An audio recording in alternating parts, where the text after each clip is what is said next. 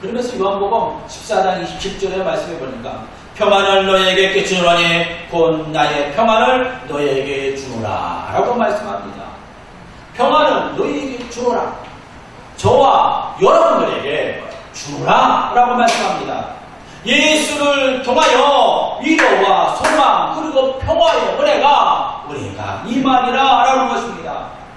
예수를 통하여서 위로와 소망을 받는 것을 항상 우리는 아니죠. 그러나 우리는 그 평안을 얻는 이유가 무엇입니까? 항상 나와 함께 계심을 믿고 또한 하나님의 그 평안을 받은 것의 기쁨을 우리가 누린 것, 느낌을 깨닫기 때문에 우리는 그 기쁨을 누리면서 살아갑니다. 오늘 전하고 있는 말씀이 뭡니까? 평안의 말씀을 우리가 나누고 있어요. 예수님의 은혜를 받은 우리들은 예수 안에서 항상 평안과 행복을 느끼고 있어야 할 줄 믿어요. 그래서 우리는 실제적인 삶 속에서 평안한 행복을 느끼지 못한다면 우리는 얼마나 괴롭겠습니까? 나에게 있는 어려움, 삶의 고단함이 더 가까이 다가갈지도 모르겠습니다. 그럴 때 우리는 어때요? 하나님이, 예수님이 저 멀리 계신 것과 같지 않은 것입니다. 제자들도 아마 그렇게 생각하고 있었던 것 같아요. 예수님도 그렇게 알고 계셨지 않았는가?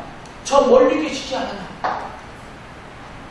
예수께서는 제자들에게 그 모습을 보시면서 뭐라고 말씀하십니까? 그럴 수 있다라는 거죠. 너희들이 내가 멀리 있는 줄로 너희들이 아닙니다. 그래서 두려워하고 예루살렘에 떠나고 싶어서 우리가 떠나자. 거기는 죽음의 곳이다. 라고 할 수도 있습니다. 내가 너에게 주는 것은 세상에 주는 것과 같지 아니하느니라. 이렇게 말씀합니다. 이 세상에서 주는 것은 두려움이었어요. 잠시 잠깐의 만족이었다는 것입니다. 만약 예수께서 이 세상의 것과 같은 평안의 말씀을 하였다면 제자들은 거기서 평안을 누리지 못하였고 우리들도 그와 같이 다가오지 않았다는 것입니다. 그런데 우리는 이 세상에 주는 것이 아니었어요. 사람들이 주고 또한 우리가 문화가 주고 환경이 주었던 그것이 아니었습니다.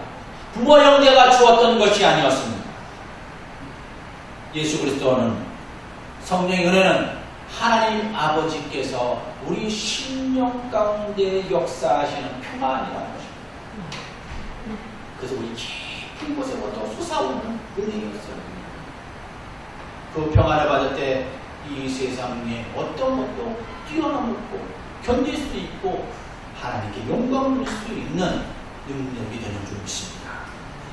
그 너희는 마음에 근심하지 말고 두려워하지 말라 라고 말씀합니다. 왜요?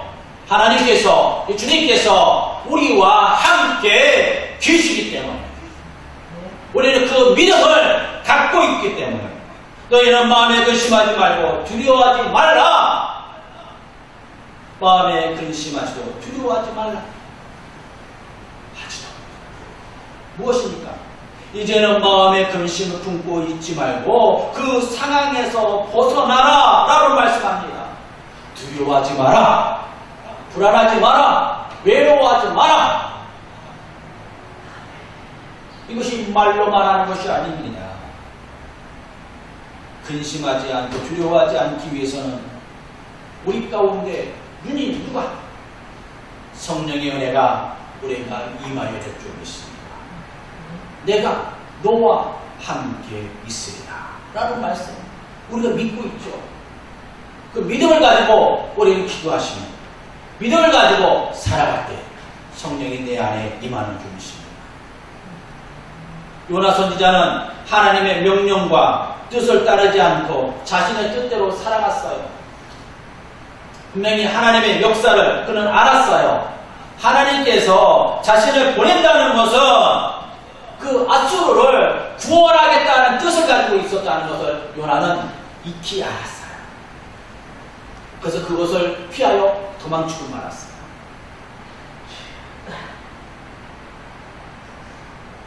그러나 하나님께서는 그를 다시 불러 세웁니다. 그런데 하나님께서는 그에게 설득하는 방법으로 선택하지 않았어요. 요나 선지자는 하나님의 선지자입니다. 그러면 그는 당연히 하나님의 말씀을 들어야 돼요. 그러나 그는 하나님의 말씀을 듣지 않고 자신의 뜻대로 도망치고 나갔습니다. 하나님 그를 잡아 깊은 물 속에 집어던집니다. 깊은 어둠 속에 던집니다. 살아갈 소망이 없게 되자 물 속에 어둠 속에 물고기 뱃속에서 하나님께 나와 무릎 꿇고 기도드립니다. 한번 상상해 보십시오. 어둠 속에 얼마나 두렵겠습니까? 이제는 죽었구나. 아니 하나님이 낯을 피하여 도망가야 했는데 이제는 도망갈 곳이 없어요. 하나님께 기도드린다는 것입니다. 하나님께 벗어날 수 없다는 것을 깨닫고 아니 하나님의 뜻대로 순종하기를 원하여 이제 기도드립니다. 하나님께서 온 우주와 만물을 창조하실 뿐만 아니라 주관하시는 분이라는 것을 다시 고백하게 됩니다. 하나님께서 요나 선지자를 다시 불러세우시고 물고기 배에서 토하여 내신 후에 하나님의 말씀을 선포하게 해주었어요. 하나님께서 우리로 이와 같은 믿음을 보고 계십니다. 사랑하는 성도 여러분, 여러분들 가운데 때로는 고난이 있습니까? 하나님이 저 멀리 계신 것처럼 보입니까? 그런데 하나님께서 우리에게 하나님께서 고난을 주실 때도 있어요.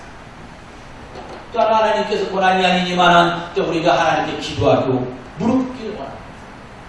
그래서 내가 너와 함께 있다는 것을 깨닫게 해주시는 거죠. 그 믿음을 보시고 하나님을 체험할 때 하나님의 평안의 은혜가 우리에게 누릴 줄로 믿습니다. 그래서 하나님의 성령의 인도함을 고백한다는 것입니다. 우리 28절 말씀 보십시오. 내가 갔다가 너희에게 온다는 말을 너희가 들었나니 나를 사랑하였더라면 내 아버지께서 감을 기뻐하였으리라. 아버지는 나보다 크시니라 라고 말씀합니다. 예수께서 아버지께 감을 말씀하고 있어요. 근데 기뻐하라 라고 말씀합니다. 아버지께로 감을 통하여서 성령의 은혜가 성령의 역사가 우리 제자들에게 임하리라. 또 다른 보혜사를 주시리라. 그분이 성령님이라는 것입니다. 이제는 보이는 예수 그리스도만 계신 것이 아니라 우리가 어디를 가든지 제자들이 어디에 있든지 여러분들이 어디에 있든지 간에 바로 여러분들의 심령 가운데 여러분들의 환경 속에 성령의 오심을 믿으시기 바랍니다. 약속해 주었어요. 그래서 그 안에서 기뻐하라 라고 말씀합니다. 평안을 누리라 라고 말씀해 주십니다. 예수를 통하여 나의 삶을 인도받고 사랑 속에 있음을 깨닫고 살아가라는 것입니다.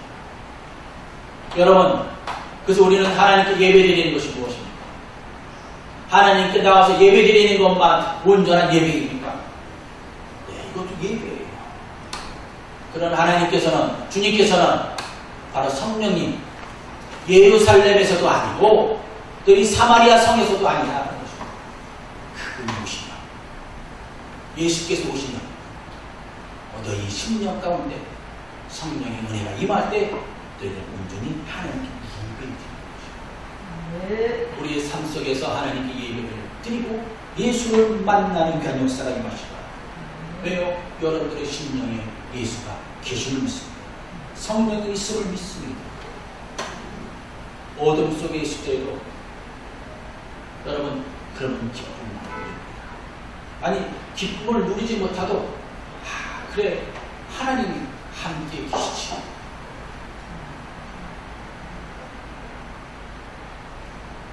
젊은 아빠가 어린 딸을 잠재우기 위해 방에 들어갑니다.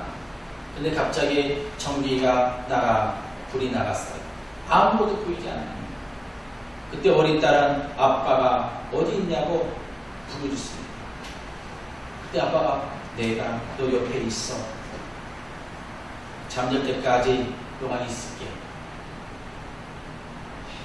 이 딸은 아빠의 음성을 듣고 어디를 가든지 아빠가 내 옆에 계시다는 거죠. 안심하고 깊은 잠을 자요. 이 아빠의 삶 속에서는 늘 하나님을 우리는 체험하게 된다는 것입니다. 하나님께서도 우리가 아무것도 보이지 않고 암흑 속에, 어둠 속에 골짜기 가운데 우리가 지날 때에도 당신의 사랑의 손으로서 우리를 보호해 주십니다. 인도해 주십니다. 우리는 잡아주세요. 거기서 하나님 평안을 누릴 수 있게 안심하라 하게 우리를 손잡아 주신다는 것입니다.